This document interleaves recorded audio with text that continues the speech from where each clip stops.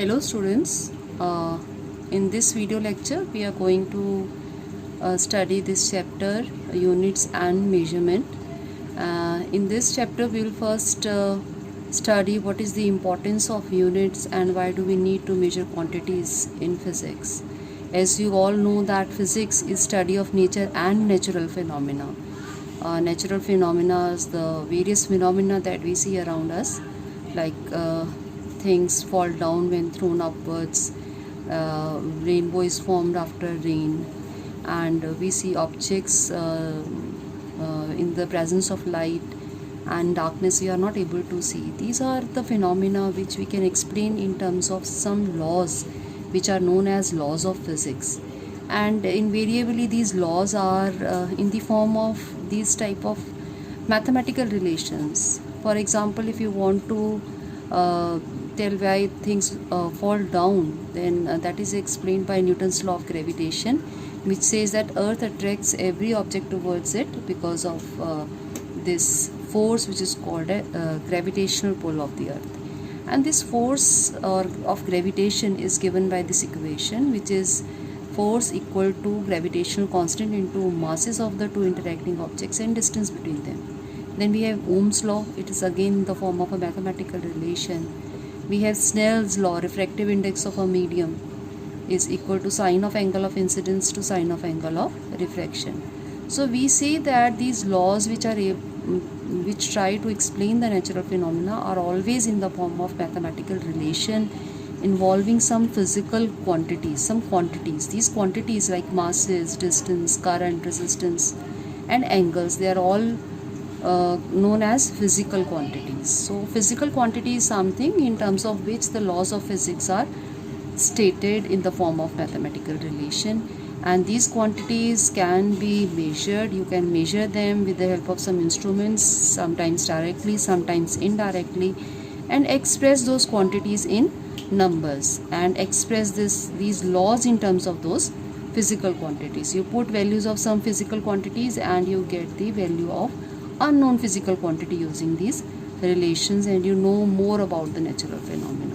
So that is the need for measurement. If you want to draw some conclusion from these you can say physical laws of physics, then you need to measure the values of the masses of the two interacting objects. You need to measure the distance between them. Then only you can find out how much force they are exerting on each other. So that is the need for the measurement. And the measurement process, you all know itself, is basically a comparison of some unknown quantity with some known standard quantity of the same type, which we call unit. Like if we want to measure the length of this pen, then this can be placed against a scale which has standard lengths in centimeters or millimeters marked on it, and then you can compare the length of this pen with those lengths marked on the scale and find out that this length is say 10.5 centimeter. So you have a measurement. You compare the unknown quantity, that is the length of the pen, with the known standard, which is the centimeter in this case, and you express the result in this form. A physical quantity is equal to some number which is called the numerical value of that physical quantity times the unit in which, or the standard quantity in terms of which you are expressing the quantity.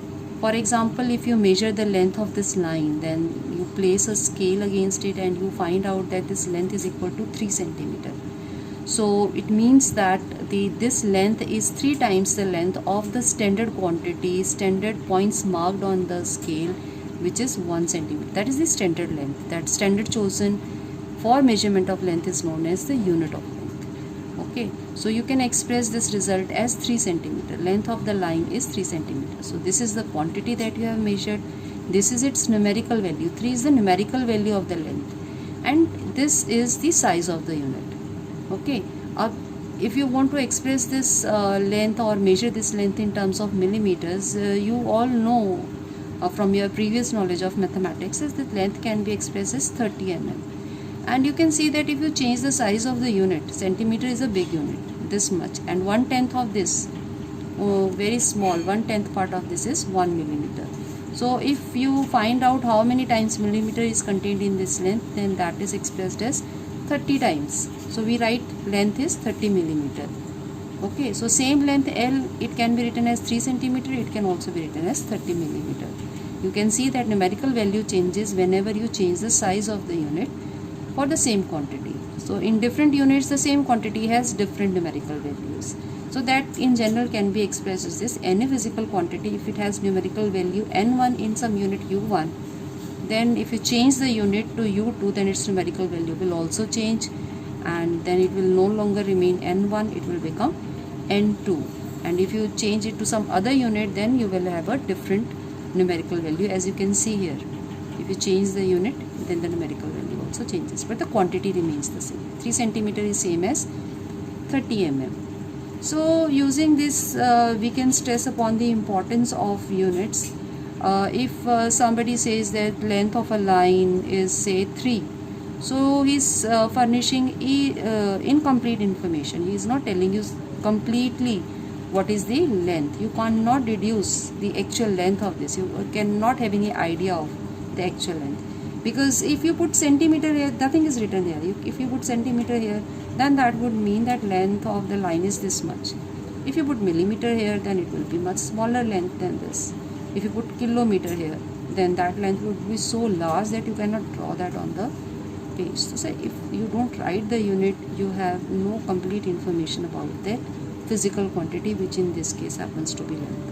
Similarly, if you have some mass, say it is in grams, it is having numerical value 15. If you change the unit and use a bigger unit, you get a smaller numerical value of the same quantity. 15 grams is same as 0.015 kg.